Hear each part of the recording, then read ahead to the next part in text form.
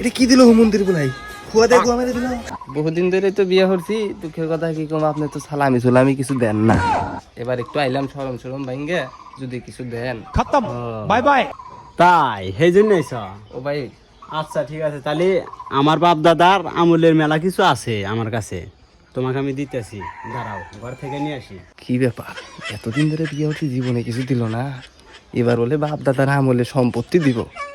ভালো হয়ে গেছে তাইলে। বাবা, হ্যাঁ বাবা। এই যে বাবা, আমার বাপ দাদা অর্থ সম্পত্তি মেলা ছিল, তার ভিতর থেকে কিছু তোমাকে দিলাম, এই নাও। হ্যাঁ বাবা, যাও তাইলে মিয়াকে কিছু কিনে দিও। দোয়া করেন। আচ্ছা ঠিক আছে। দোয়া করেন। কি দিল শ্বশুর বাড়ির সম্পদ, বাপ দাদার বলে সম্পত্তি। এটা কি দিল হুমন্দির বলাই খুয়া দেখো আমার দিল।